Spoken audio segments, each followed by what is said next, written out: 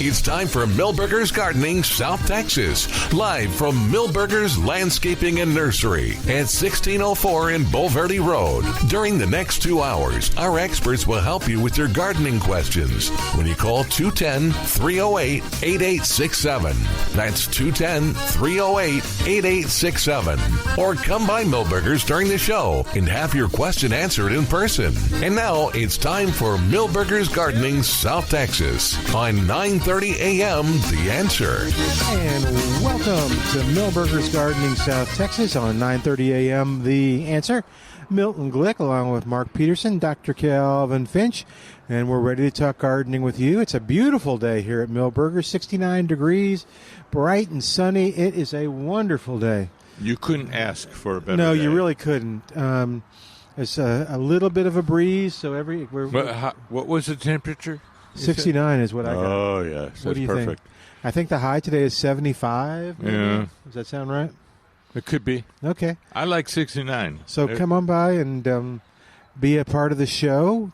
And that last-ditch thing for a pumpkin, if you wanted a pumpkin, there's still plenty. And they're $2 each. And the little itty-bitty baby ones are like $1 each, I think. So, but don't quote me on this, but there may be deer in some parks, city parks. Oh, that'd be great. Would enjoy some pumpkin. Yeah. But you didn't hear from me. We haven't had any deer in our neighborhood that have, caused any problem. I think that's because we live near the, You live near a road? The deer have long since moved on to Hollywood Park and other places, but all right, 210-308-8867. Yes, Al kindly reminded me that pumpkins are a Thanksgiving thing, too, so come over here and get your pumpkins. Get one for Al. All right, 210-308-8867, 210-308-8867. All right, you want to start off with the question that you got? We had several questions from the audience. We had a young lady, and she had seen a bush with bright blue flowers. Yeah, she said it was a native. And it was a native. So we have our natives over here interspersed with some other very important plants. Tropical milkweed is one. And so I knew where most of the natives were, in particular, a salvia. Oh, we're talking about you. Would you like to come up? Yeah. Oh, yeah. So my mind immediately went to salvia. Come on the radio with us, and we'll. No, we're doing the radio show. Right there. It'll be easy. It's good. You'll be good. Great. Just talk into it. Yep, you're on the air. Friendly. What's going on? Did you want to know about the bougainvillea? Yeah, they're beautiful. Aren't they, though? Okay. I really like that pink one. I was wondering if you had some shorter ones. So that I don't know. Let's. Okay, see that nice woman in the cap over there? Uh-huh. Okay, she would know for sure. I love all the colors. Okay, Sure. thanks. So, but I'm going to talk about you continuously. Yeah, we're going to talk about you. All right. So I immediately went, there's not a lot of bright blue flowered plants, but there are a couple salvias, which do grow to be kind of a shrub size. And I think that's what you wanted. So we looked together, and we had some indigo spires. Mm-hmm.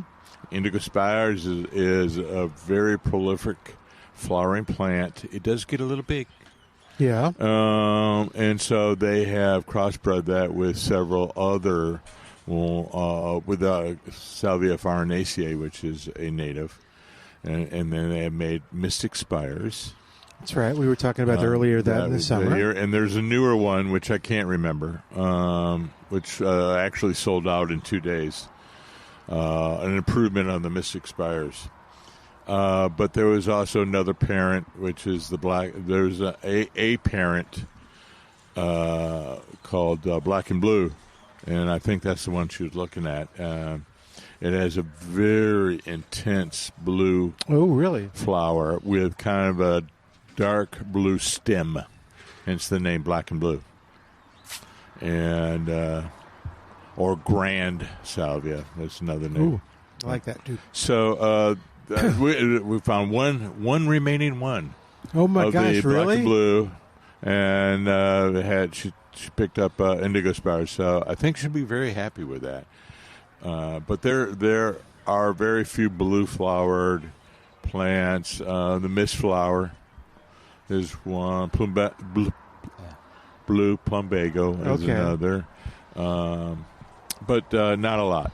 So she wanted a native one, and so I immediately went to the salvias. Yeah, and it sounded like she was happy with it, so that's good. I think you have steered her correctly. Yes, but I like that where people come up and ask specific questions. Not, I was going to hesitate in general, but more than general, narrower than general, but not really specific. So that gives me some opportunity to think about several plants that the possibilities may be.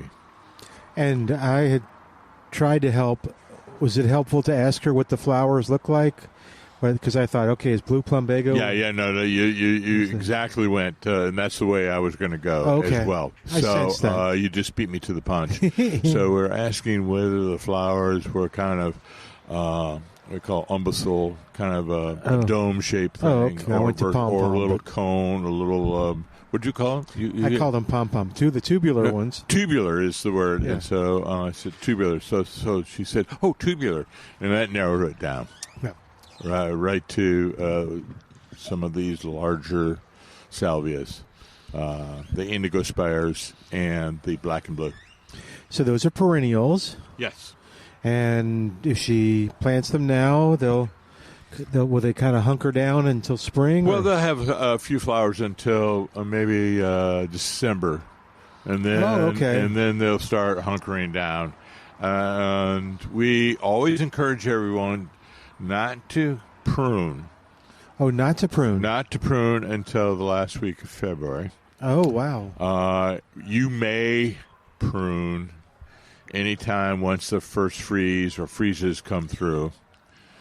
But that's some shade or some cover for our wildlife, and also maybe some food sources for that. So we don't want to prune right to the ground. You may do it if you feel that you just can't stand the messiness of it anymore.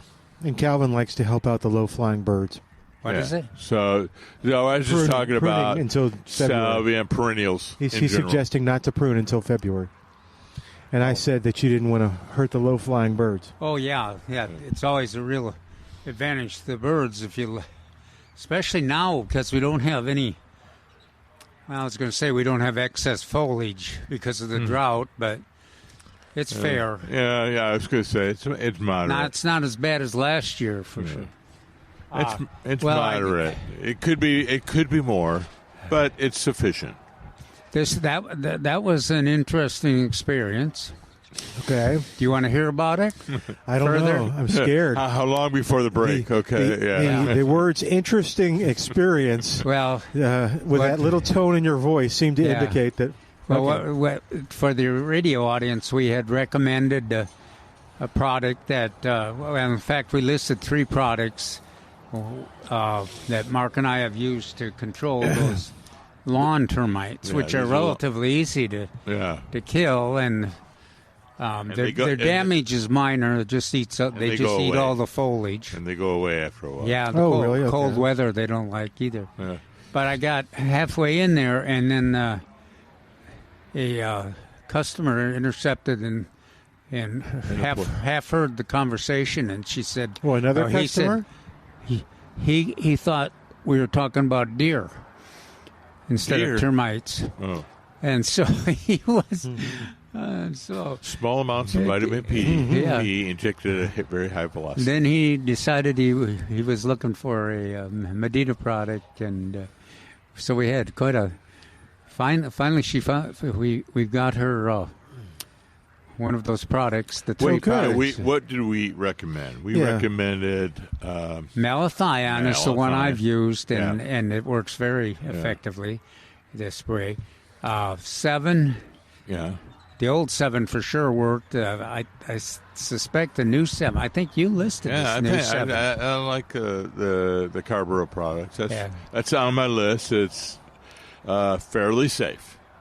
Yeah. And then I think, did we mention spinosad? Spinosad. Yeah. Oh, yeah. Oh, okay.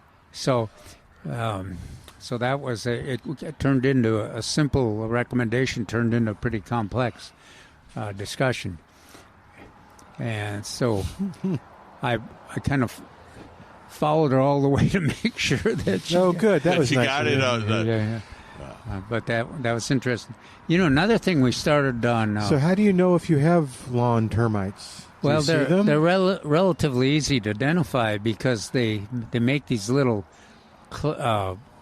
mud compartment tunnels for themselves. Oh, on the outside, on the top of the soil? Yeah. Okay. And on the grass even. Yeah, on the grass, and it seems like it's like locusts mowing across the lawn. Oh, wow. Yeah. So you see the combination of the top blades all kind of uniform, And if being you- mowed down, and then all these little.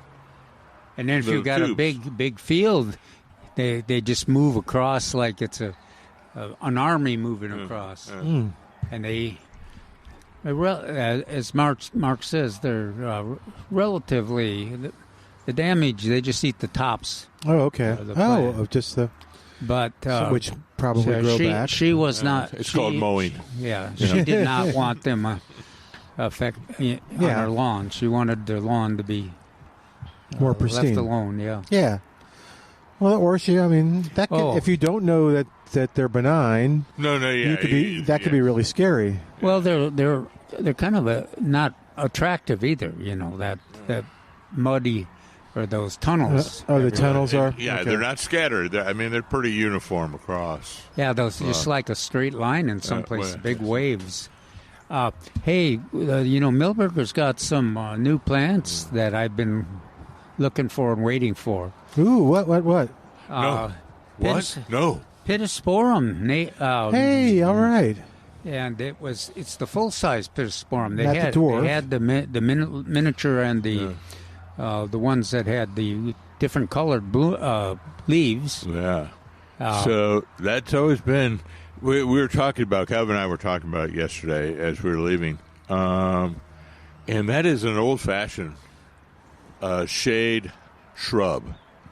And we'll grow in the sun too. But Yeah.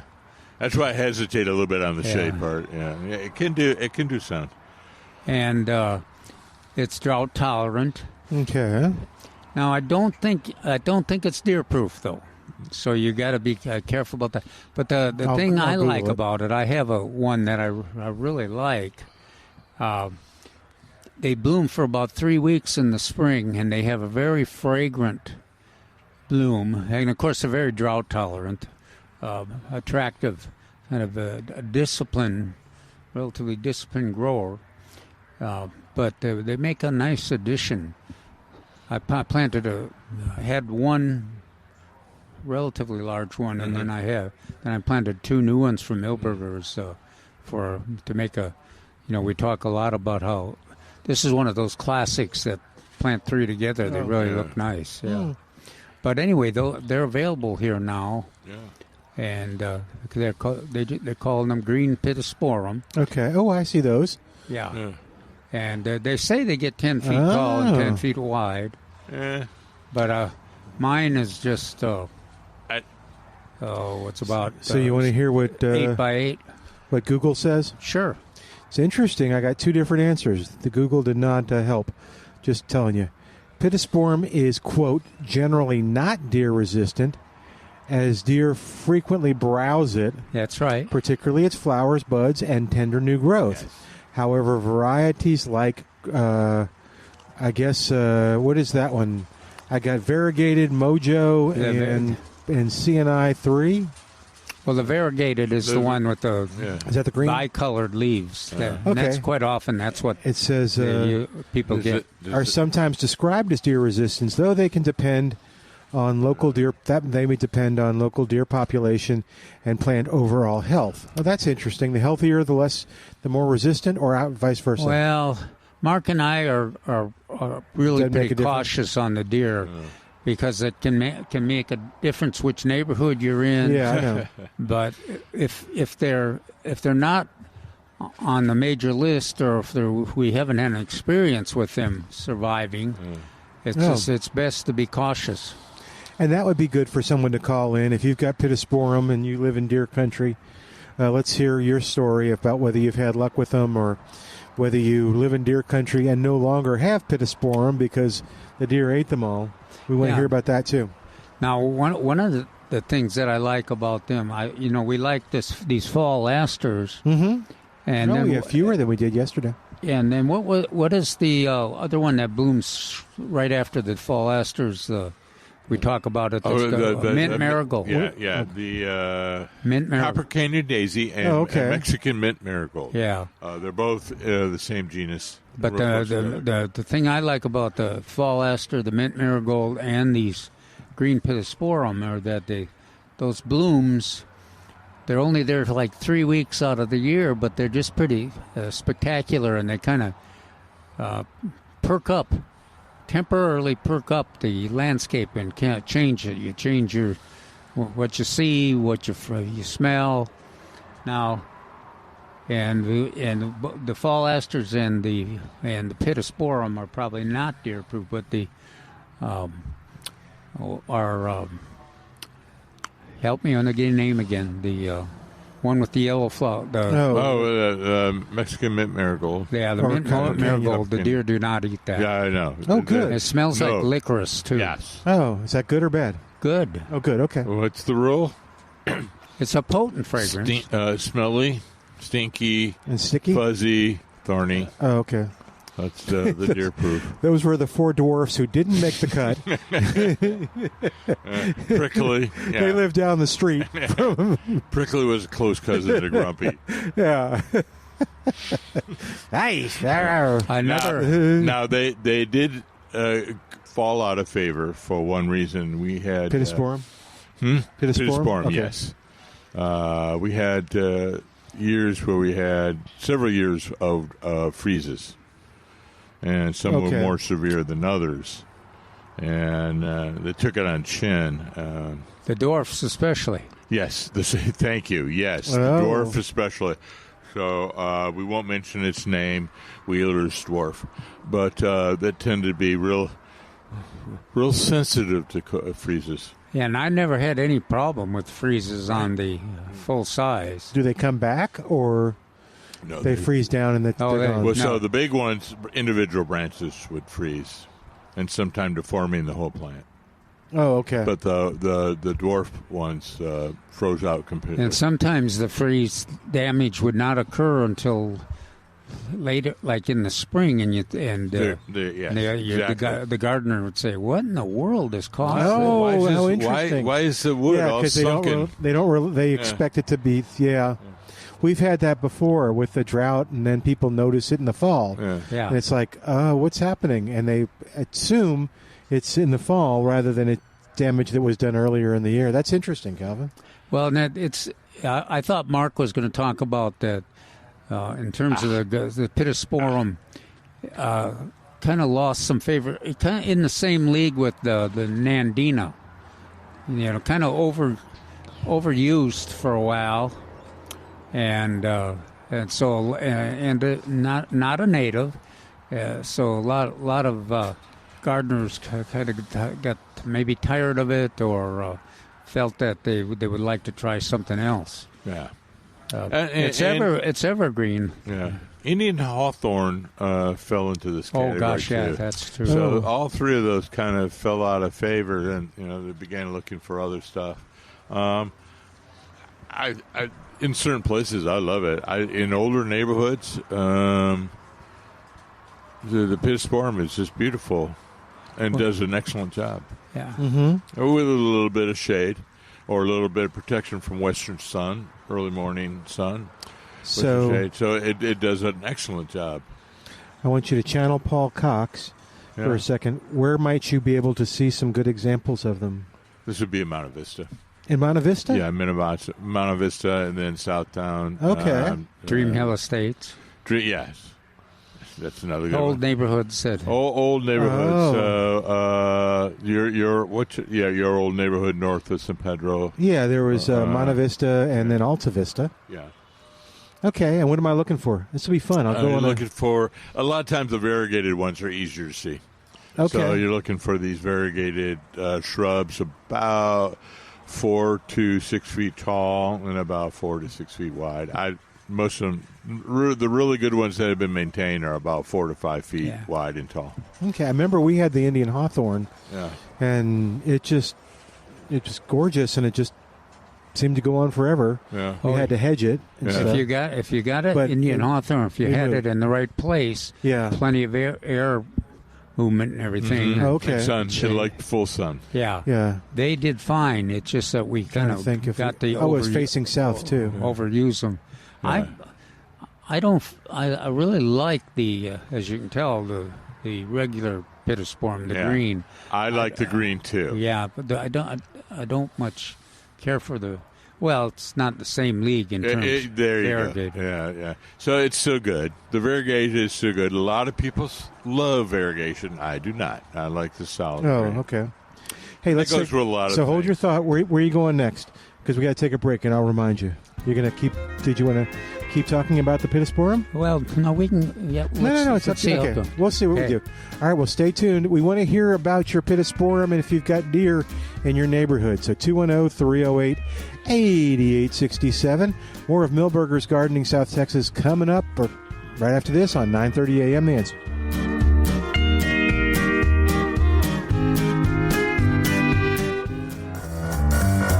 And welcome back to Milberger's Gardening South Texas. On a beautiful South Texas day, I'm Milton Glueck, along with Dr. Calvin Finch, Mark Peterson, ready to talk gardening with you. We want to hear about your pittosporum deer issues, if you've got. So what's your experience been?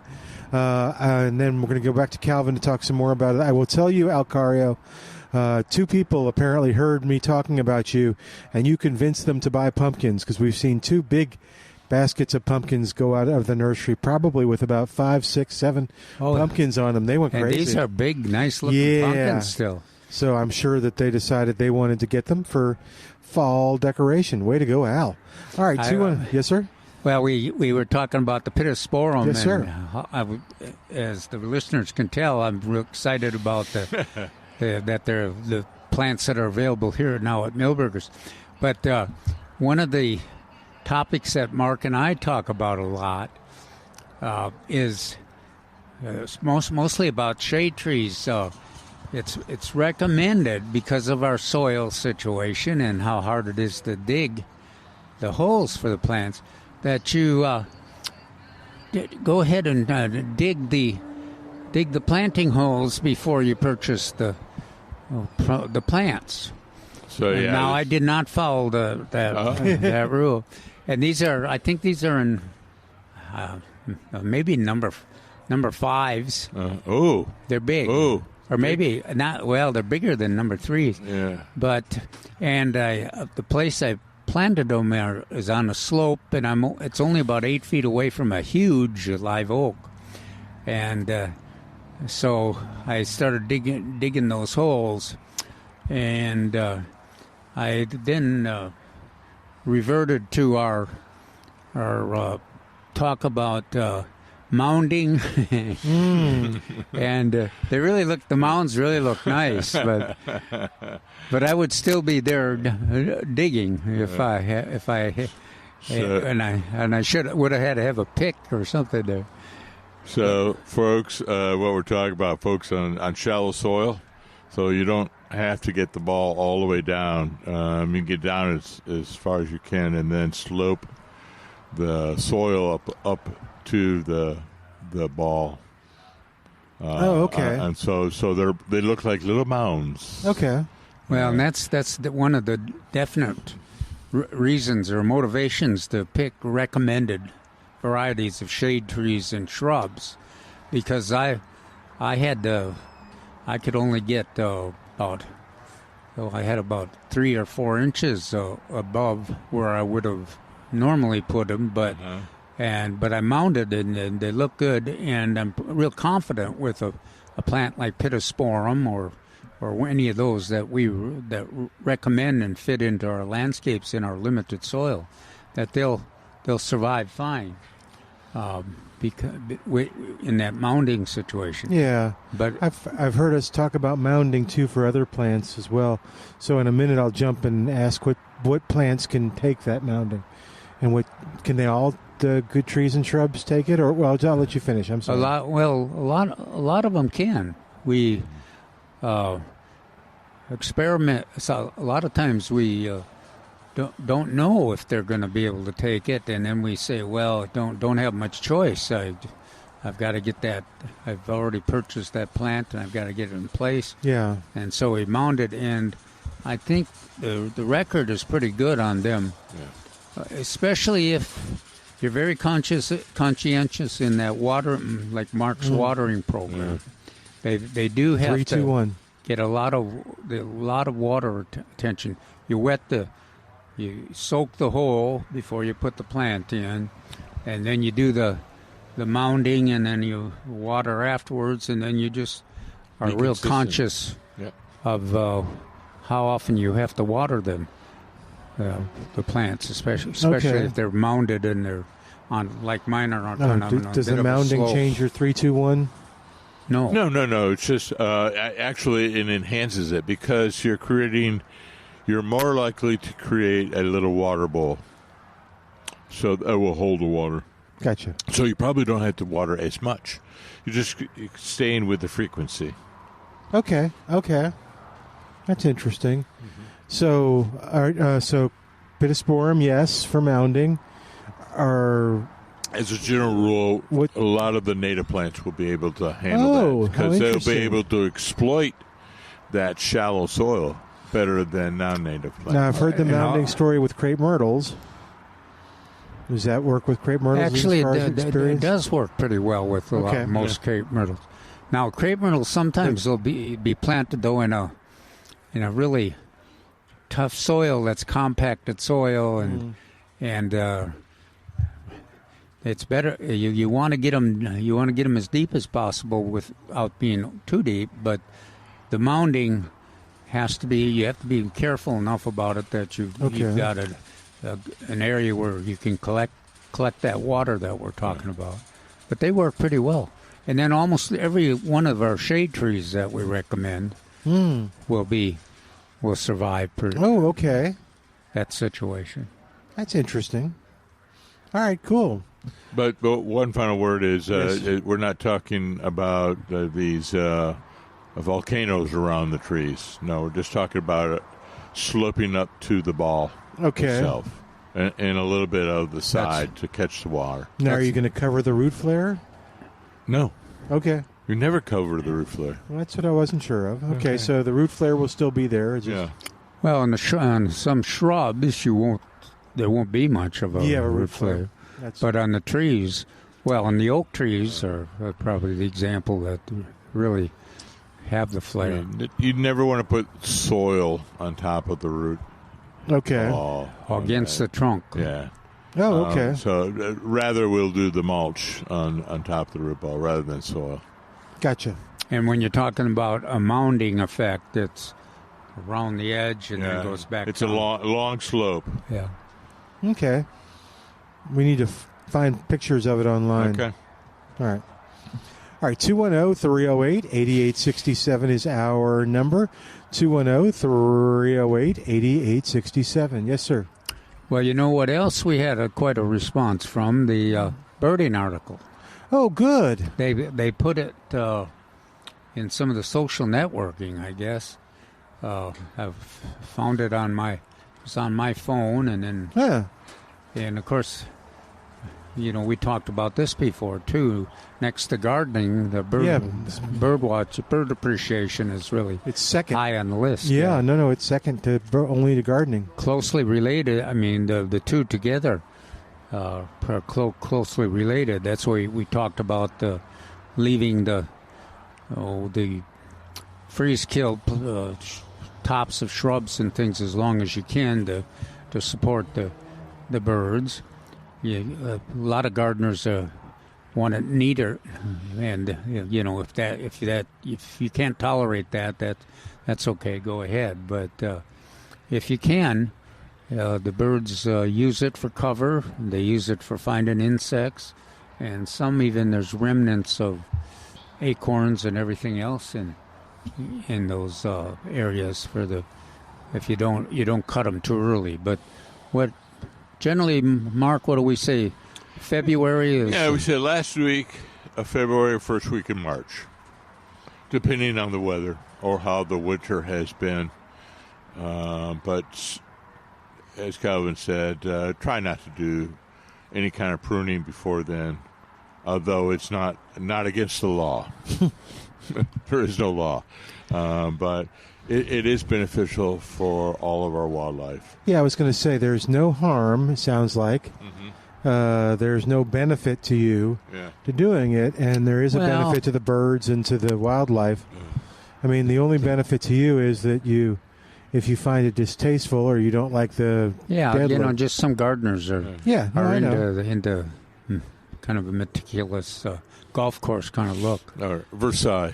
They want to be like okay. Like the Versailles Palace. Now, the purple martins aren't here, so we can. They won't bother them that we leave them there for a while. We talked about the purple martins liking those low-cut lawns and no remnant of the wildflowers or anything. But most of the time, it's the birds and other wildlife really appreciate some kind of cover and leaving the plant tops as long as we can. All righty. You mentioned, I thought maybe, was there anything else that you found that we now have that kind of excites you? I know the Pittosporum, but I thought you mentioned maybe there were a couple of them. Just the Pittosporum was the one you noticed? Well, of course, I can't even look over in the direction of the cyclamen without. They purposely put it there for you. But we are on pins and needles for another one of our favorite cool season plants that prefers shade. Which one would that be, Milton? Is it a flower or is it a... It is a flower. Is it the primula? It is. Okay. Bing, bing, bing, bing, bing, bing, bing. The clown makeup. Or is that the viola? No, it's the primula. You know, these flowers, I don't think you can beat them for intensity of color. So a cyclamen? Yeah. But the primula are pretty intense. They kind of resemble the growth habit, though, of pansies and the flower size of pansies. But you talk about kind of a waxy color, and the blues and the purples. The blues are iridescent. Oh, which is amazing. Reds, pinks, yellows, whites, even more colors than you can think of with the cyclamen. So they should be here soon. Yeah, we'll keep you informed. In fact, if you want primula, what you can do is call the Milberger Wish Line at 210-497-3760 and just tell them, and they'll call you when they come in. So that makes it really easy on you. If you're like, I don't want to have to, come in every week, and if they're not there, nope, just call them. I did that with my tomatoes, and it worked out great. That seems to really work well. Yep, it does. It really does. I know you use it all the time, huh? I do. Yep, I like it. If there's something I want and it's not in yet, but I know it's coming, I just call it. That's the same number on the website, milbergernursery.com, and they'll be happy to help you. So whether it's that or something else, but yeah. So. And you're not locked into it. No, if you change that's right. your mind, you can change your mind. But. Yeah, absolutely. They're just calling to tell you they're in, how much they are, what colors they have. You can ask some questions, and yeah. So, all right, 210-308-8867 is our number. 210-308-8867, the number to call. I tell you what, while we're up against a break and we're kind of at a break point, let's take a quick break and come back in a moment. Give us a call, be a part of the show, or come on by here. It's beautiful. Lots of folks here at Milberger's enjoying the day, and you're enjoying listening to 9:30 a.m. The Answer.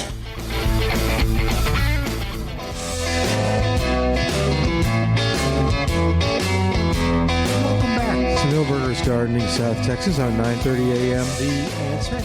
Milton Glueck, along with Dr. Calvin Finch and Mark Peterson, sitting here at Milberger's, having a great time on a beautiful day, watching the people. We're doing some, I guess, people shopping watching.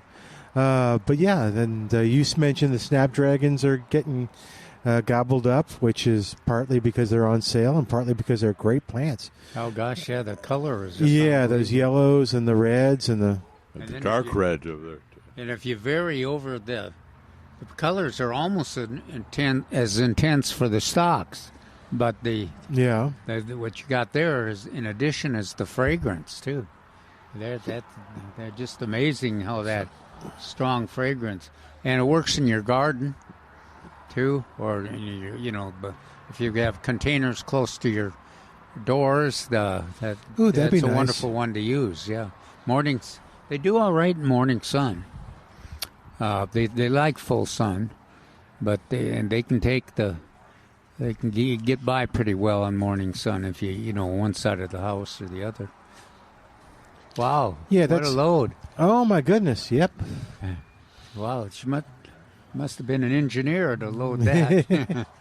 They did a good job. Yes, she did. All right, 210, and they got a pumpkin. They got a two of them, don't they? Oh, do they have two of them? Wow. One on each side. All right, 210-308-8867, 210-308-8867, the number to call to be a part of the show. Yep, we'll get some calls the second hour because I think people kind of wait till after 1. So call us quick so we can spend some time on your question. All right, let's see. Got to have that second cup of coffee. Yeah, you know how people are. All right, what you got there that you're looking at? No, I was just going to, speaking of all our wonderful plants that we're looking at, a lot of these are on sales. So the snapdragons are on sale. They are. The cyclamen are on sale. The lantana are. Did you say we have pansies? Pansies are on sale. Yeah. I haven't seen them. Oh gosh, yeah, we got. Were they inside? No, I no. mean not inside. No, they're hiding behind the snapdragons. The snapdragons are so that's why tall. I haven't seen them. And then your violas are right next there, to them, yes. and also there's a whole couple of tables over there of violas on the other side too. So a lot of great, what we call cool season color are here. Yeah. That's it. And then, and we've got the veggies. I was just admiring the veggies in the garden. They really responded to this cool weather we had.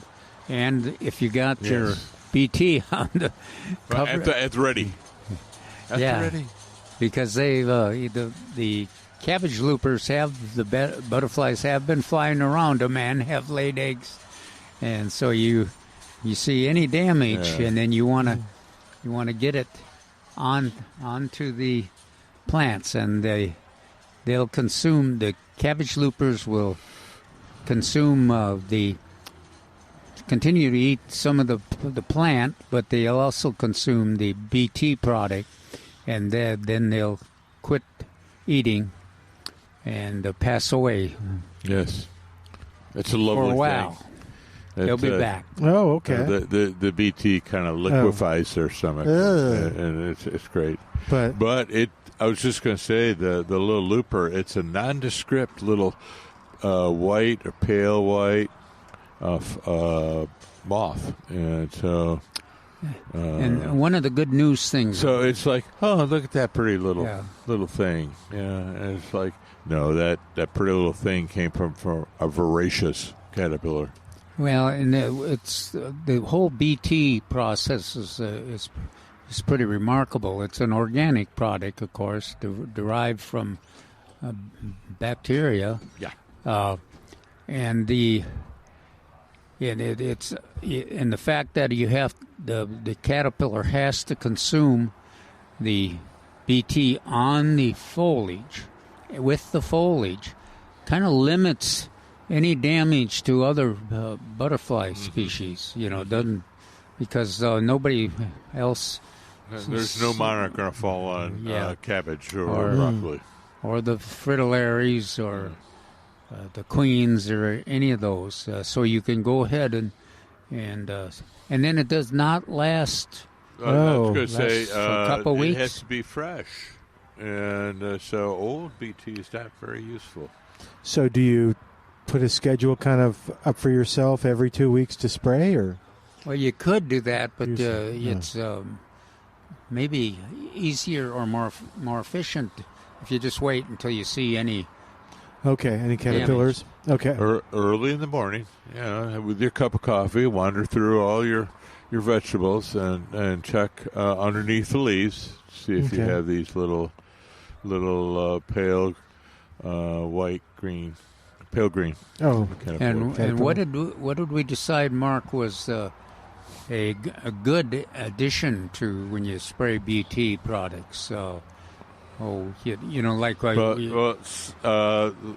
newest fashionable thing is a horticultural soap with BT in it. Mm-hmm. So that's a good one. So you're mixing, you're changing up your control treatments every so often, just to keep the resistance down. And the thing that I find that addition of product like that to the BT treatment makes it hold on the leaves much better, because you're talking on these vegetables, broccoli and the cabbage and all. You're talking about plants that are pretty upright, big leaves, and you spray them, and if you watch the spray drip all the way all through, right, drip down the center, and then out. Yeah, you want it to do is spread and stay on the foliage. Then it has the best effect in terms of controlling the caterpillars. And we've got, I think, several choices. I think Monterey BT is the one that is most noticeable, but there's several choices. And then some folks are using now spinosad products too. I know David is an advocate of switching. So he like that. It's also the formulations are acceptable in the vegetable garden. So look for that. Make sure when you look on the label and say it is acceptable in the garden. But most of the times the spinosad is an organic product as well. So it's acceptable in the garden. One of the best things about the BT is that it's absolutely acceptable. There's no waiting time to consume the foliage or the broccoli heads or anything, or the cabbage. And pretty soon, talking about those greens, pretty soon we'll have more spinach. Mm-hmm. Yeah. And then we'll also have our and mustards onion. And middle of this month we should start getting. We should have onions. I think you said yesterday about the 17th. That's right. Is our target date. Oh, okay. So mid-November. Again, you can put down on your list to call the nursery. I know. I'm wondering. The nursery's full of butterflies. Yeah, gosh. You're coming over here to have a chat with us. Oh. Do you think they could have? We got a microphone available. You could have a pumpkin patch picture and a monarch picture? You could, absolutely. You could have monarchs in the pumpkin patch pictures. I guess you'd... Except it'd be hard to see them because they're both orange. They're both orange, yeah. That'd be kind of cool to see it on top of the pumpkin. Remind me, is the University of Texas a pumpkin? Is that the official... Is that a mascot? I'm not going to even dignify $2 a piece. Pumpkins. What we Longhorns have to go through. All right, 210-308-8867. But yeah, I've noticed the little yellow butterflies are running around. The monarchs. Or is it too late for the monarchs to be here? Are those guys in trouble? The longer they're here, the more chance that there'll be a problem with the weather in their migration. So you'd like them. That's one of the reasons why we recommend that you cut back the tropical milkweed so that they don't lay their eggs this late. Yeah. So, but Calvin and I both think it was a little late this year. Yeah. I didn't start seeing reports out of the Midwest until, a couple weeks ago. And that's kind of late.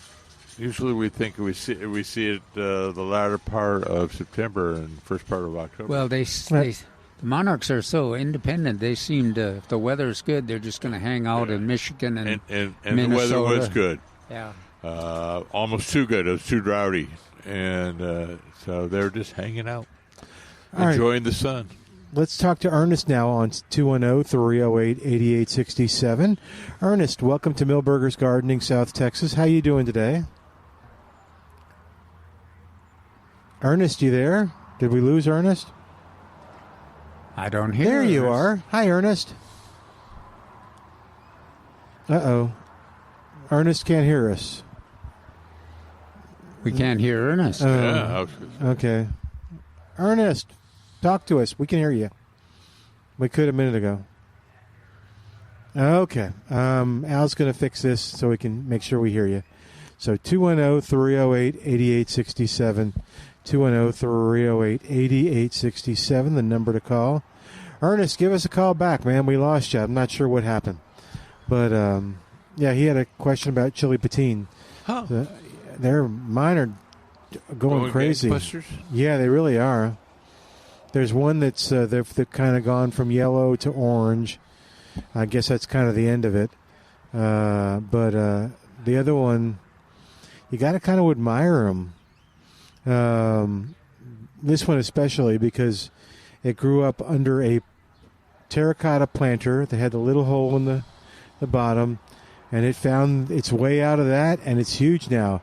So I'm amazed that the birds let them go do right, because that's one of their favorite foods. Cardinals really like them. Yeah. Chili petunias. Yeah. So it's a combination. It's an all-star plant. That's fairly attractive. It can be, as Milton has shown, you can use it in recipes, and it's tasty. And also the birds love it. Let's see if we can't answer Janice's question real quick, and if not, we'll hold her through the news. Janice, welcome to Millburgers Gardening, South Texas. What's going on?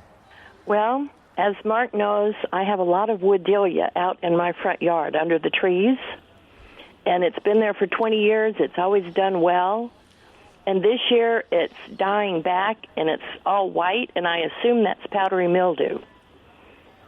So I don't really care about pulling it up, but should I throw it away, or is that something I can put in the compost pile? Oh, okay. So the type of wooddelia that you have, I believe, is the tropical species. Bigger leaf, bigger flower than the native Zexmania, which is also called wooddelia. Yeah, I know, I troubled you, so sorry. Well, the wooddelia that I have freezes back in the winter like dead lettuce.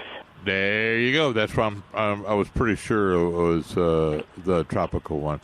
So it is almost that time. We just wait for another month or so, and it'll freeze back, and so you don't have to worry about it. At that point in time, when it freezes back, you cut it all the way back and then dispose of it.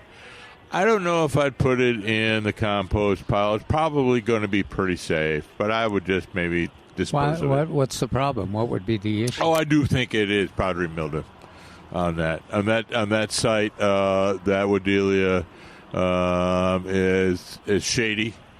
And it should, but I mean, in the compost pile, it shouldn't be a problem. Yeah, I could say probably not, but I was just acting on my own fears. Huh. But the more I think about it, the more Calvin's right. Powdery mildew is like the least worry. At least you won't have to worry about Mark eating it, it sounds like. Janice, can you hold on a second? We'll keep talking about this after the news. Okay. Sure. We'll put you on hold, and then we'll come back in just a second. 210-308-8867. 210-308-8867. Right back after this with more of Millburgers Gardening, South Texas, live from Millburgers Landscaping and Nursery, 1604 on Boulevardy Road. And, of course, you're listening to 9:30 a.m. This is The Answer.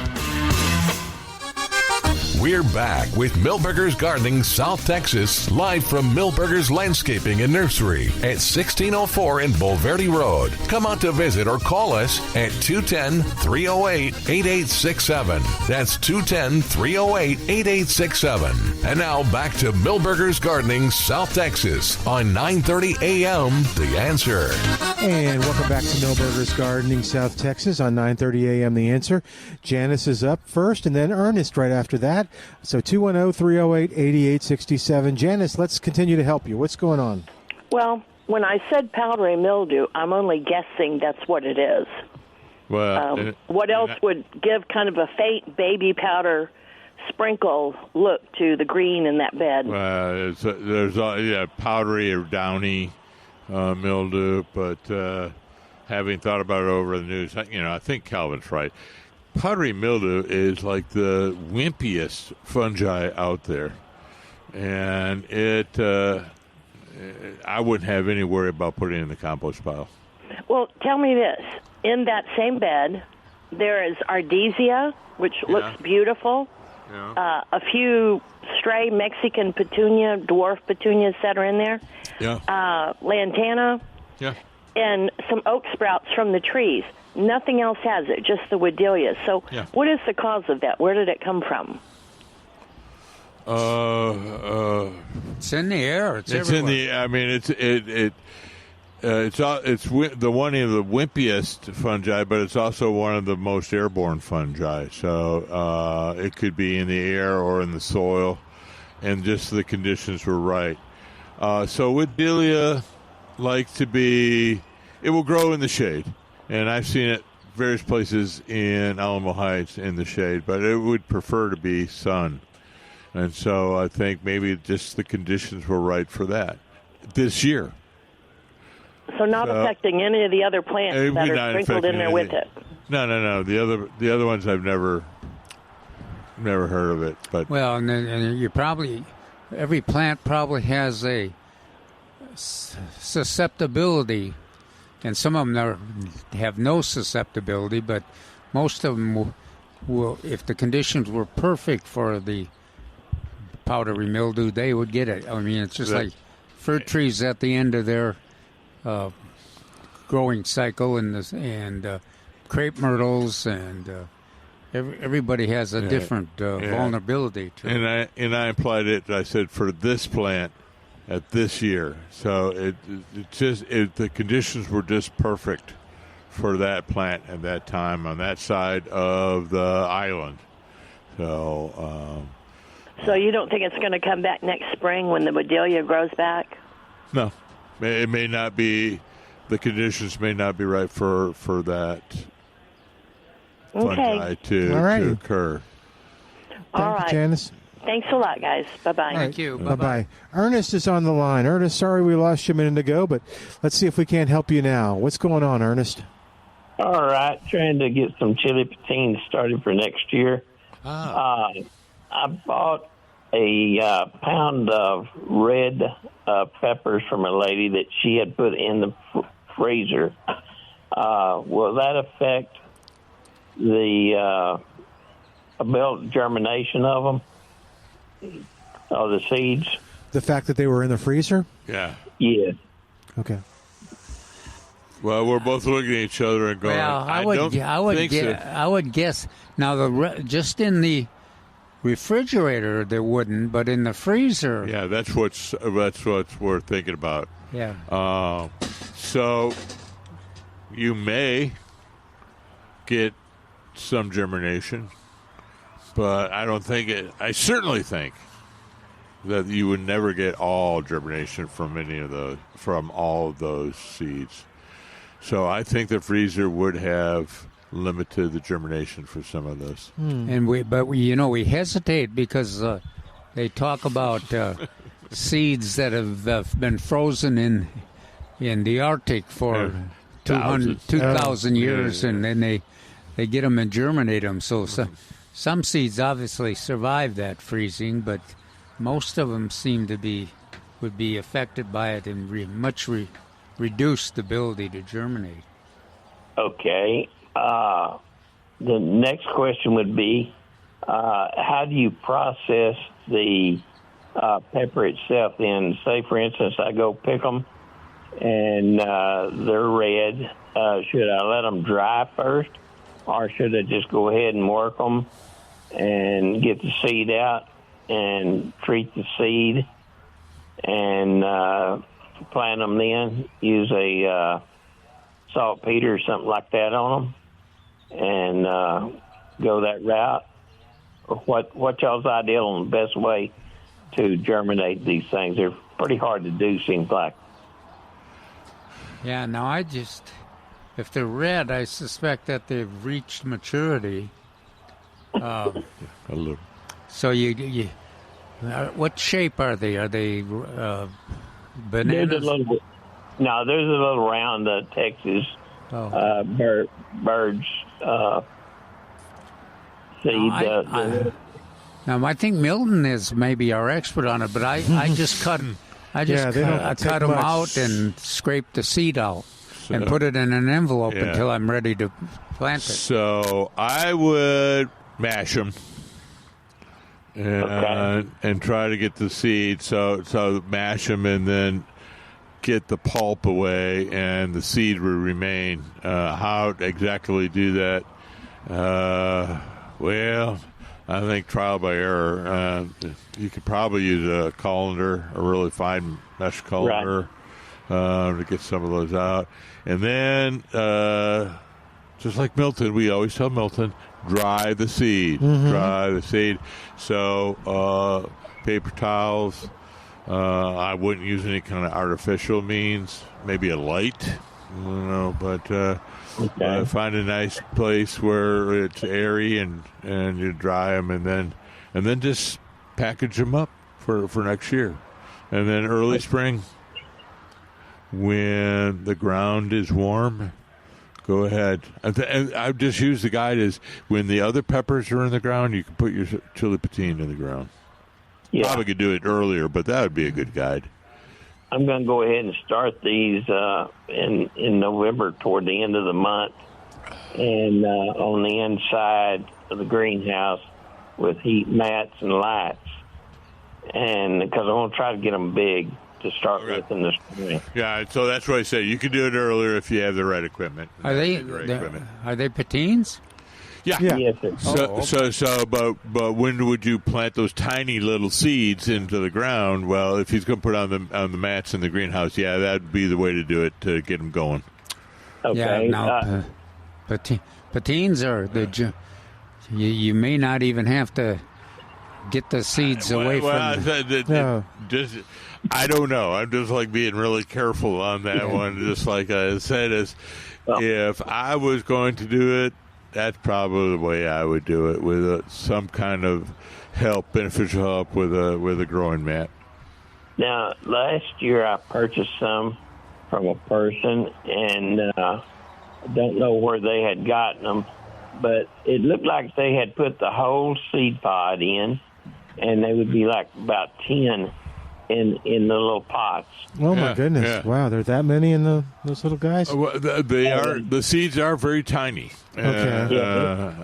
Probably 15 or 20 seeds in one of those peppers.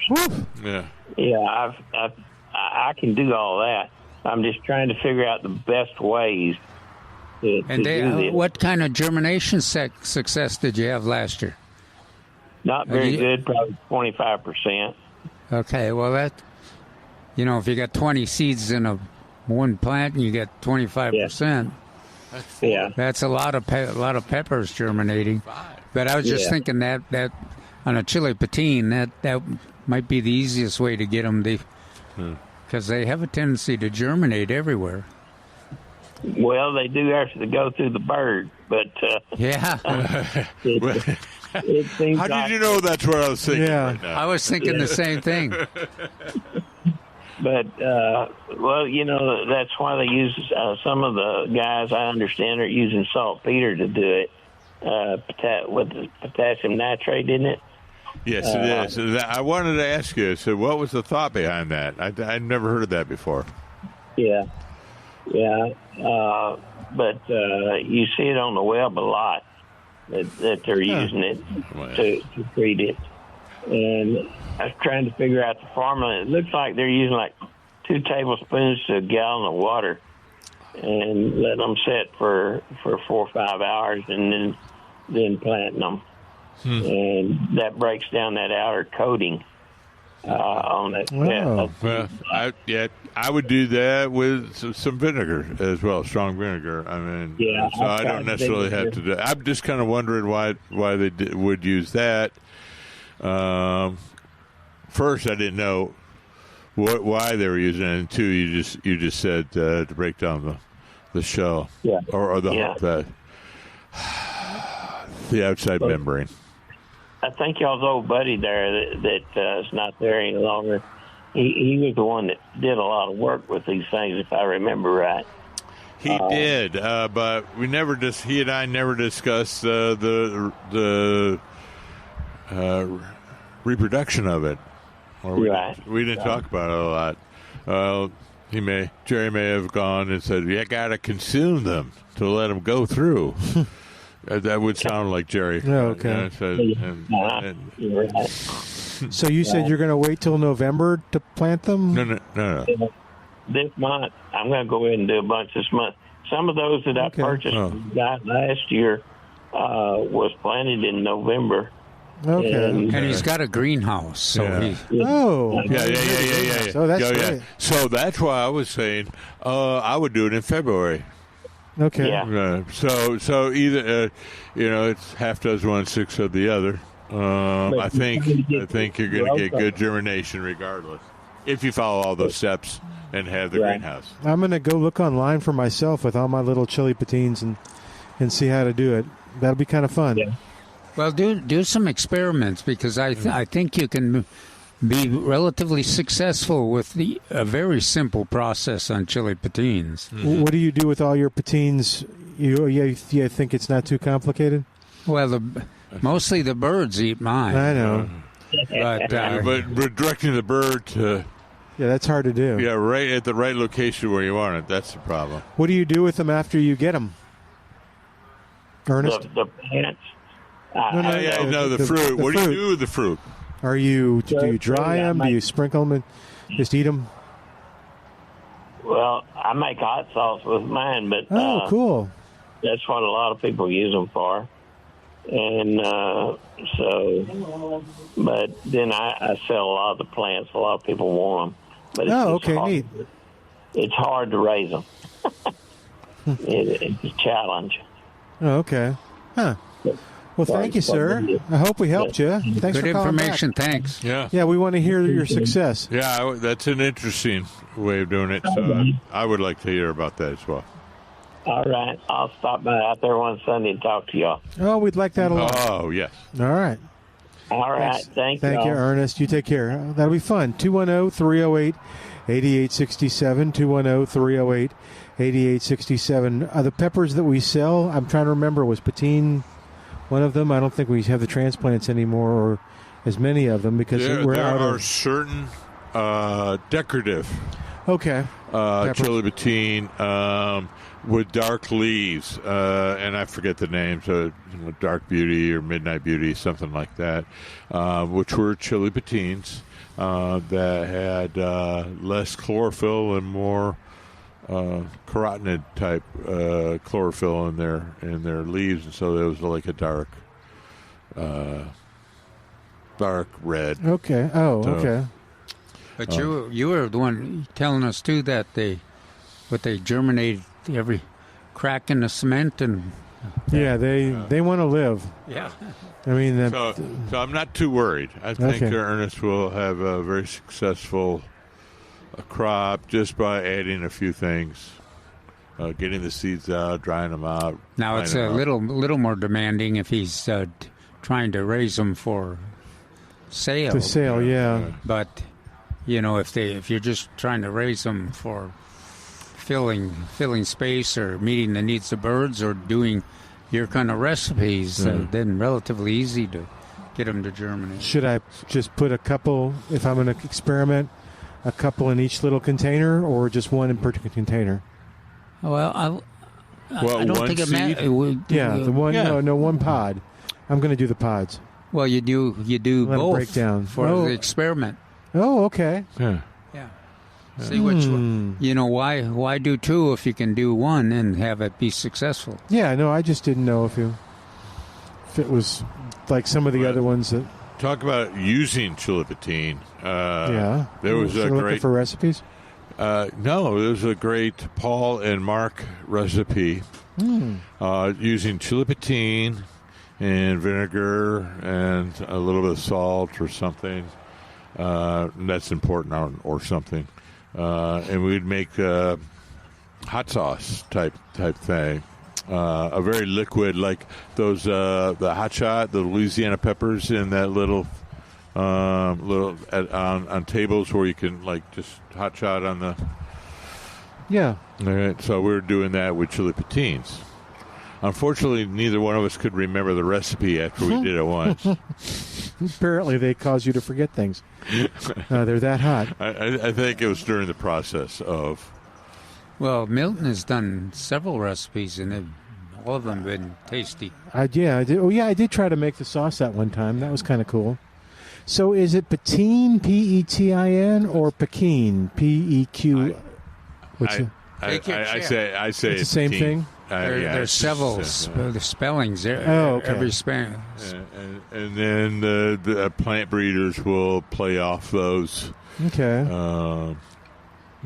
names in their development of new varieties. I found a little salsa recipe that came up first thing with garlic, salt, pekins, oregano, lime juice, and water. Okay. That's pretty easy. Yeah. I could even do that. Yeah. Okay. Maybe I will. Oh, here's the roasted red salsa with pekins in it. But you got to take the Roma tomatoes and stuff. But okay, cool, very interesting stuff. 210-308-8867 is our number. Let's take a quick break and come back in a moment. 210-308-8867. We have more of Milberger's Gardening South Texas coming up, live from Milberger's Landscaping and Nursery, 1604 and Boulevardy Road. And we want to talk with you about pittosporum and deer or whatever you want to talk about. Chilipatine. Yeah, if you got a chilipatine recipe that's easy for me to follow, you can email it to me or call us. Okay, back in a moment on 9:30 a.m. The Answer. And welcome back to Milberger's Gardening South Texas on 9:30 a.m. The Answer. I think I'm going to like this next call. James is on the line at 210-308-8867. What's going on, James? Well, I started listening to the show on my truck when I was heading to the grocery store. I had to pick up a couple of things. Okay. And you are talking about cyclamen, which I've never grown before. I wasn't sure what they were. Wow. So I was walking in the store. They had some cyclamen right there at the door going in. So I picked one up. I think it's in a 4.5 or 5 inch pot. Now, did I hear correctly? It'll grow in the shade? That's what I'm hoping I absolutely. heard. It needs the shade. Okay, perfect. I put it on my other patio. I got a pot ready for it. Okay, I just want to make sure I heard right. What color did you get? It's the label says violet, but it is a violet. But the edge of the petals are streaked with white. It's real pretty. Huh. Yeah. Wow. They had three different choices. They had a more of a purple one and then like a reddish one, and I got this one. I think my wife will like it. Okay, so it'll grow in the shade. That's perfect. I was hoping I heard correctly. Second thing, what Mark was describing on the chili patines or chili pekins, I have a recipe, and I made some for Christmas gifts, a few of them last year. Texas pepper sauce is the recipe I found online on this pepper site. I can send it to you, Milton. It's just like what Mark said, except for it has the peppers, of course. I used, going off memory, white wine vinegar, kosher salt, and I crushed a couple of cloves of fresh garlic in there. Crushed them enough to get them into the neck of the bottle, the dispensing bottle. Mm-hmm. And the people I gave them to, they just love it. And if I remember correctly, they said once the vinegar goes down or gets depleted, you could top it off 1 or 2 more times with the same peppers and garlic. So, that'll be good. Yeah, thank you. Please email me that. If you if you like, when I get home, I'll dig it out. It's on my laptop, I'm sure, somewhere. I can send it to you. Do you grow the pekins yourself? Oh, go. I'm sorry. And yeah. Well, chili pekins. Now, there is a difference from what I've read. The chili, I'll get this right, the chili petine with the T are the small round ones, and the chili pekin are the larger kind of oblong ones. Oh, okay. And I don't know. There's lots of versions. And I don't know which are hotter, but they're both hot. I know from experience. Yeah. But anyway, I'm glad to hear about the cyclamen because I'm going to try to pot that up this afternoon. Good. Yeah, I'm sure you'll love it. Yeah, and then do you want to give any advice? Oh, go ahead, James. Will it freeze, or does it need to be brought in when we get freezing temperatures? Yeah. Now I did it for years with never worried about the freeze because you generally plant them close to the house or in a sheltered look. But the conservative way to do it is if it's 28 degrees. That's what I was. Go ahead and cover it with just a cloth, and weigh down the cloth so that the wind doesn't blow it off. But the foliage does not get affected by the cold. But if the blooms get cold and get knocked off, it's very slow to re-bloom. So you miss all the it doesn't bloom again usually in the wintertime until next spring. And by then it's too warm, so yeah. What size container? 28 degrees, insulate. How big will it get? The plant? So I know what size container. Yeah, what size container to step it into. I think it's in a 5-inch pot, if I remember looking at the label. I like it. I like it in a 5-gallon or larger, but you don't need that. 3 gallons will do it. Oh, yeah, I was going to say, I just do it at 1. Oh, really? Yeah, but then I'm going to be taking care of it a little bit more. So, yeah, you're right. So it's either going to be 3 gallon? Yeah, well, I like it in number 1. But Calvin's right. If you're not going to worry about it. He's talking about number 1, which is less than 1 gallon. Yeah. But I want something a little larger. You just have to make sure it gets watered and everything. It's not a xeriscape plant. No. Gotcha. That would be watering every day. So. Okay. I'll have to go look what I have in the workshop, and I'll pick something out around between 1 and 3. Get something like that. Yeah, all right, I appreciate it very much. Yeah, James, I'll try to see if I can make the recipe this week, and then I'll bring some. It'll be like thank you, James, for appreciate that for following up on that. It's pretty easy, huh? Well, yeah, Paul and I could do it. I know, that's what I'm thinking. Oh, I did it. It was fine. It was easy enough. All right. Thank you. Thank you, sir. Thanks, James. Bye-bye. All right, that'll free up all the lines, so give us a call at 210-308-8867. 210-308-8867. Mark, what did you see out there in the plants? Oh, and you're kind of a herb sensitive now for I was collecting some herbs for a friend of mine's program, and we had a wide selection of stuff. I found all the herbs that I was supposed to get. These were herbs from the Bible.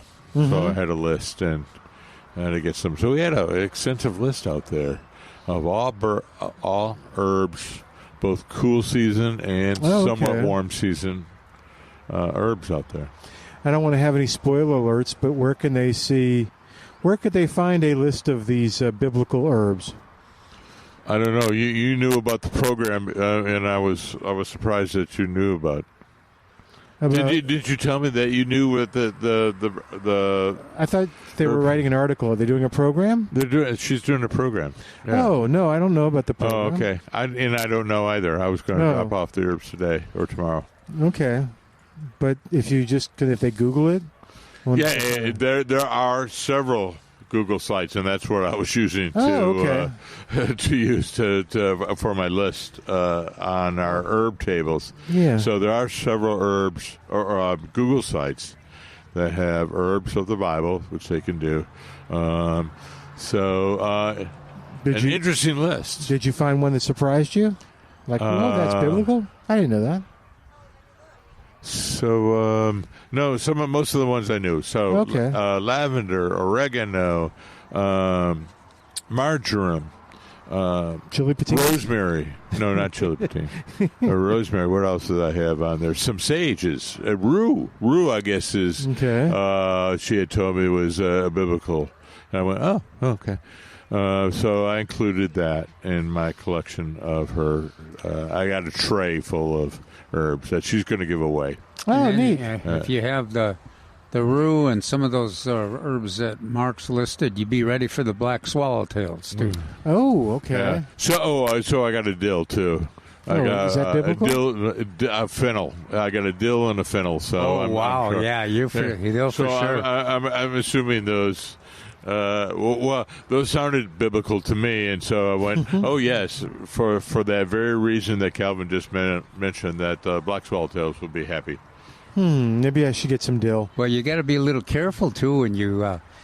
I've done that where I got some a few years ago for my wife and included some of those that the black swallowtails like, and doesn't take them long to find it, so be careful.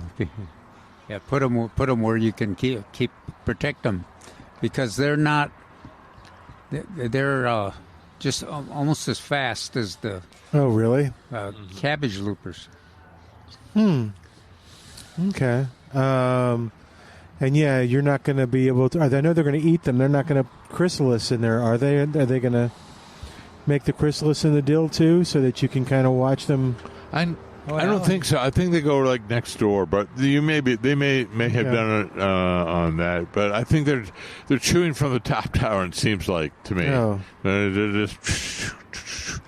Well, they look fine. Used to be our.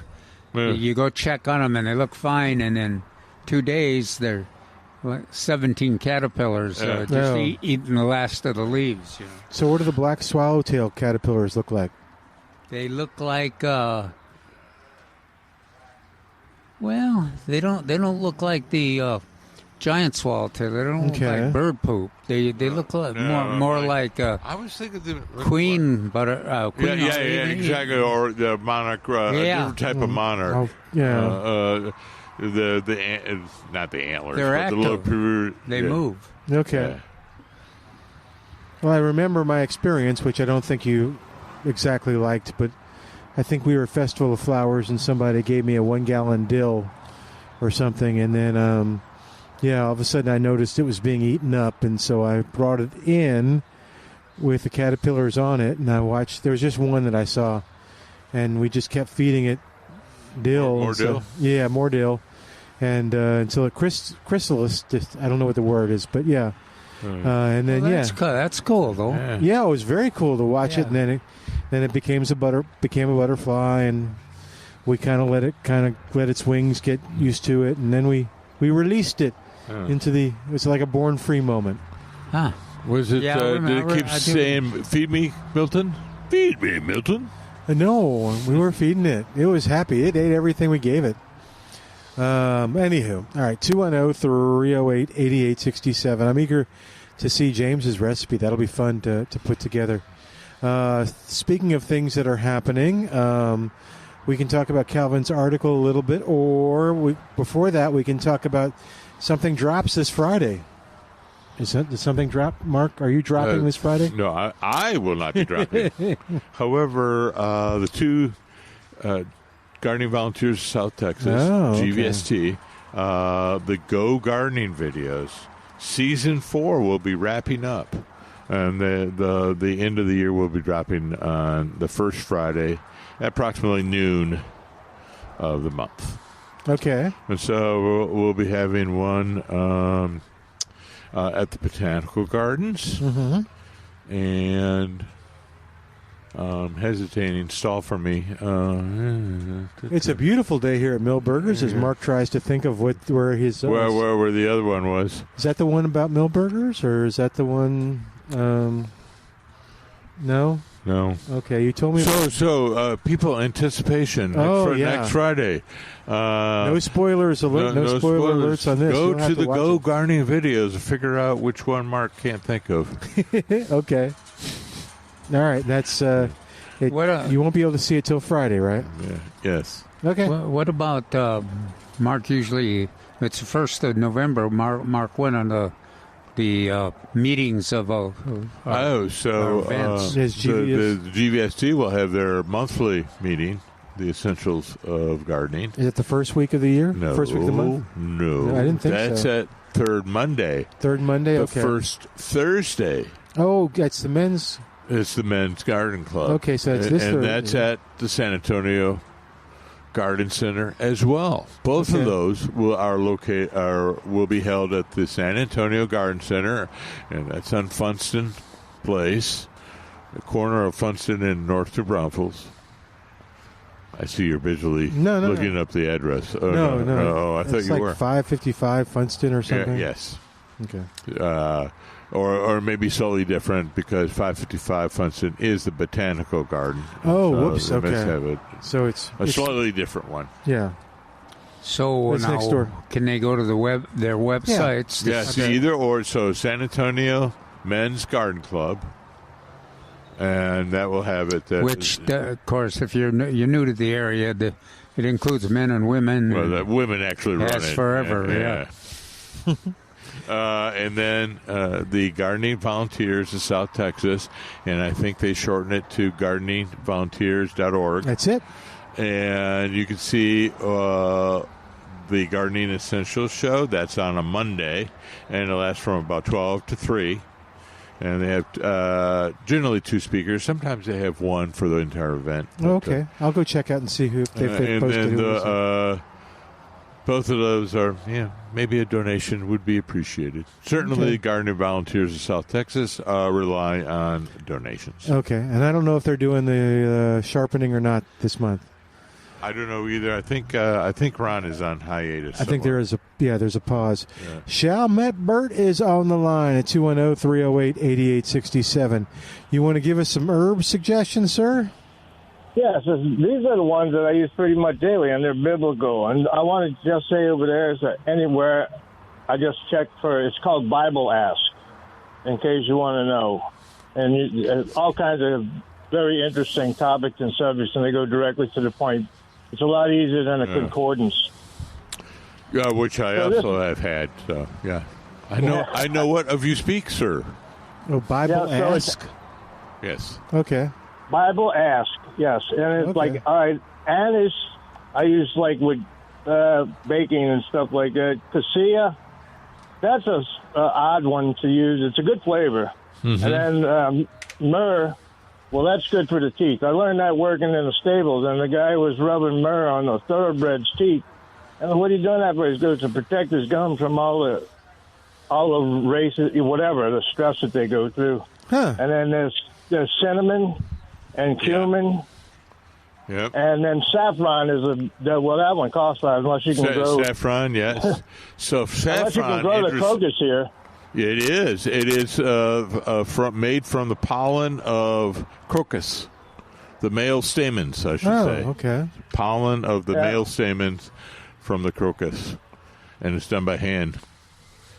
Yeah, that's why saffron is so expensive. And I watched them harvest it too. I watched the video, and it's like painstakingly bent over, and I can't imagine what their back feels at the end of the day. Fortunately, it's like about a 3 to 4 week period, and that's it. Okey-doke. I got a question. Milton, are you actually, did you check, are you getting my emails or anything like that? Oh, I haven't looked today. I'll have to look. Well, no, I didn't. I got a new phone, so I'm having a little bit of problems educating myself to the new device. I'm sure I did, but I will look. Okey-doke. And then there's a nice little beautiful wildflower. I'm not sure. I looked up this morning. It's got a yellow center, pale purplish pink, and then kind of real purpley towards the end. It looks like a sun blossom, a gentle sun blossom surrounded by purple. and it's just wildflower, and it looks like it's in the aster family. Has anybody heard of that? I was going to say, aster composite, something like that. I've seen it. I don't know what it is, frankly. Yeah, it's a low grow. It's low growing, right? That is correct. It just doesn't get above the ankles. Maybe towards the calf, in the shade when it's looking for sun. Go ahead, finish up, Mark. I'm sorry to interrupt. No, I just said I know what of you're describing. I just don't know the name. So today's project is just cleaning and tidying, getting everything ready to be winterized, so to speak. Don't rush it. Okay, yeah, enjoy the day. Yeah, let's enjoy this weather. Well, that's what I did. I just set up a fire pit, a place for the fire pit. Oh, nice. And barbecue. And then I guess we shouldn't say anything because the article next week will be on protecting your plants from the cold weather. So, and that's what I'm going through too. All my not ground covers, but my winter protection materials, making sure airing them out and stuff like that, making sure no moths or bugs got in there. Yeah, that's a good idea to get ready. So you don't want your treasured plants to get hurt. No, and like I said, I'm just looking for all my little support rods when I got potted plants to hold them up over, so because I know when the material touches the plant, there's an instantaneous freeze or cold transfer to them. Especially plastic. You don't want. Yeah, you don't. Oh no, I use all cotton. Yeah, that's good. So the other thing, can I make a plug for a Texas product? And I don't know if you all sell it or not. If I am, it's a tarp product, and that's the other thing I'm making notes for, is to set out this little patio into like a winter type of room with clear tarp, 6 or 3 mil, whatever's the thickest, that's clear. But you know the packing tape that has the fibers in it? Yes. Well, it's embedded in these clear tarps. And they're UV resistant. I'm sure that makes them a lot stronger. Yeah, that's pretty cool. And so, can I plug the company's name? Tell me. I don't know the name. Tarps Plus, and it's all done right here in Texas. Okay. Interesting. We'll have to look for it. And I would like to know, do you all carry, I found out we were talking about composting, apartment composting. Since I now have a duplex in a yard, I don't have to do that anymore.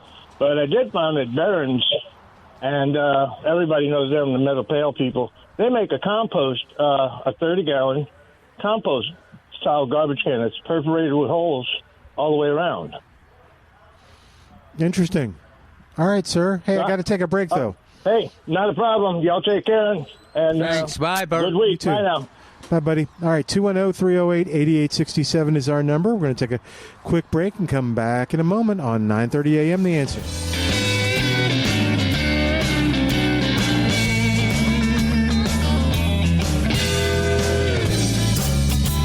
And welcome back to Milberger's Gardening, South Texas on 9:30 a.m. The Answer.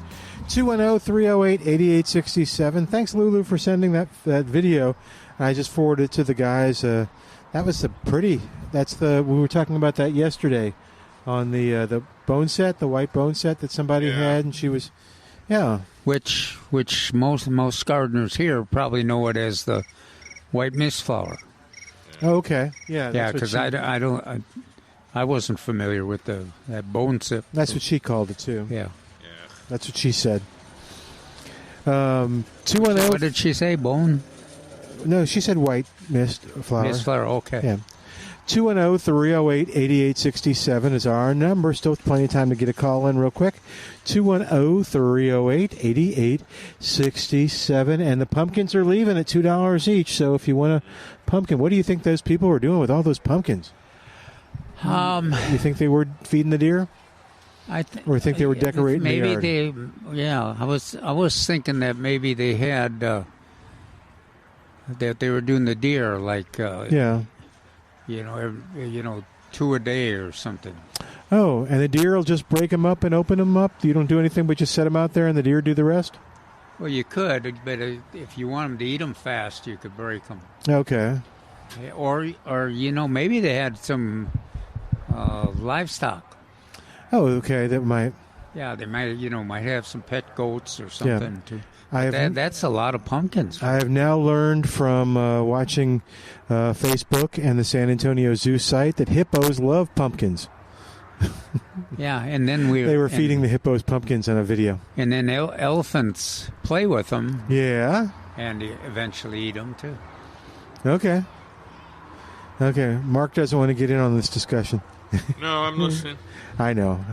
I'm listening. All right. Yes. 210-308-8867. All right, so we got hippos love pumpkins. Yeah, they do, and there's some fun videos watching them just crush them, and pumpkin flies everywhere, and it's wonderful.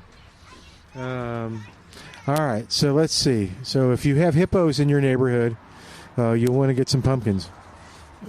Do you have hippo problems? We never get calls on hippos. No, but you know what? What? They were brought. Several very wealthy people brought African hippos into Colombia. Really? Yeah, and then they escaped. Oh dear! So now there's some hippos running around in Colombian rivers. Huh? That'll be interesting. Yeah. I don't know if that's a good thing. I don't know either. That's one of those things where you introduce a species that wasn't there originally. But all right, there's some. Yes. So anyway, there's some cyclamen. Yep.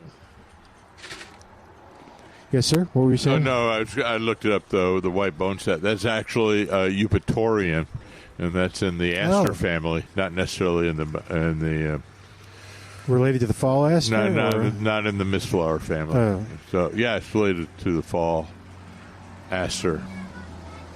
But it's a Eupatorium, and it's known as white bone set. It grows in the hills in this area. It's a pretty plant. Yeah. It's got a lot of blooms. Yeah, for, a lot for of blooms. a wild plant. So if you ever walk in Eisenhower Park in October, and you see all these white flowering plants, that's bone set, and it's attractive to butterflies of all types. Does it grow in the sun or the shade?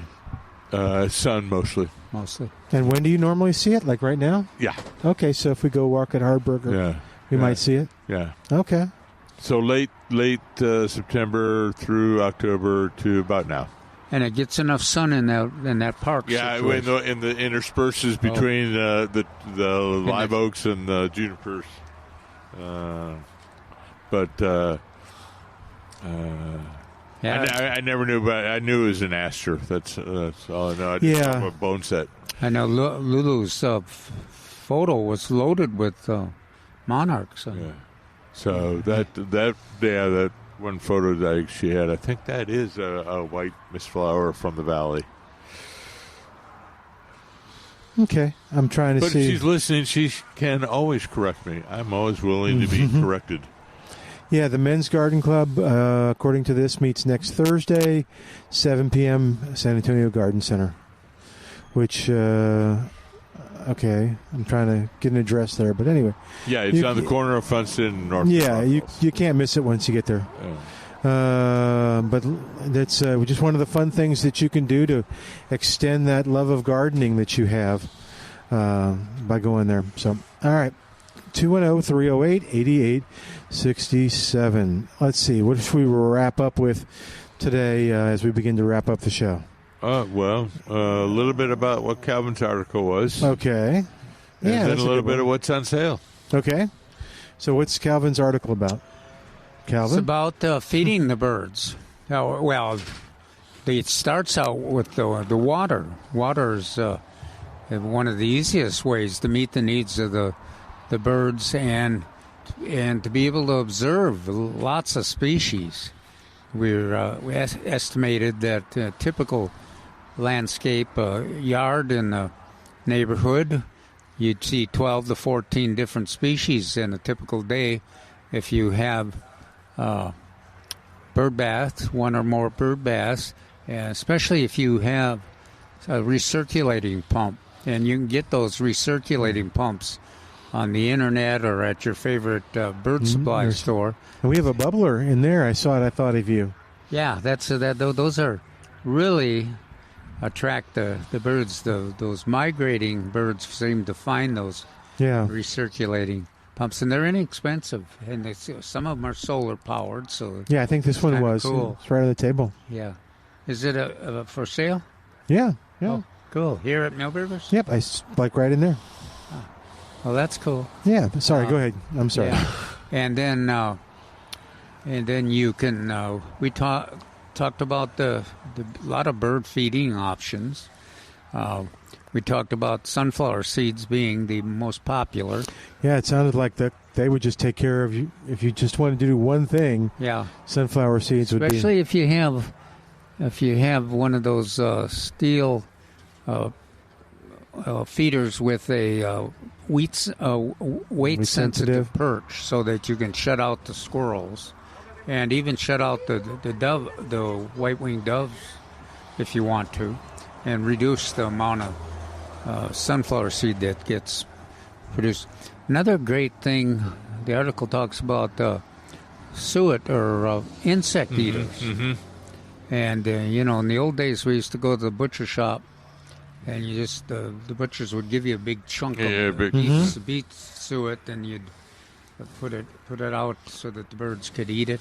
Now you get these wonderful little squares with that sometimes have insects embedded, and quite often have seeds, or you can get the big ones too. And you can get. I like to use the pepper flavored to reduce the consumption by the rodents.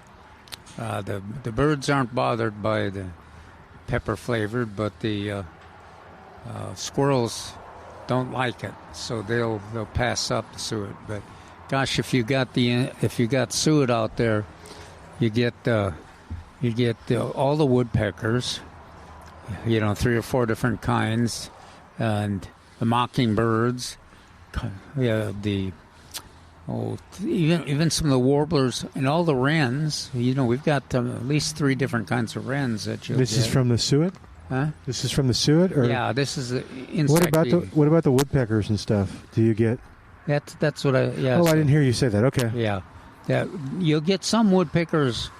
The big golden fronted will come for some of the seed, but most of the downy and the hairy woodpeckers and the ladderback, you generally they are more likely to show up for the suet, and in fact those 4 different species have showed up in mine just recently. So you can expect lots of action. Yeah. Now, of course, you can do everything. You don't have to feed the birds. You don't have to provide them water, but that's a good thing to do. If you plant the plants we talk about a lot for the cover and for the nectar, because the migrating hummingbirds are in the territory now, and they'll be looking for nectar sources, but also we got lots of berries. We talked about chili patines, so lots of choices if you want to increase the birds and make it possible to observe the birds. San Antonio is just Austin, another great place for the bird populations, and lots of variety. None of those burnt orange birds. Oh, yeah. Up in Austin. Well, thank you, Calvin. All right, well, listen, we've run out of time, but we want to thank you for listening and be a part of the show. Come on by Milburgers if you want to take advantage of those $2 pumpkins. You better hurry. I think he's going to get one, too. Yep, he's eyeballing them. All right, back next week. Thanks to Al for doing a great job, and, of course, thanks to you for listening. I'm Milton Glueck. This is Milburgers Gardening, South Texas on 9:30 a.m. The Answer.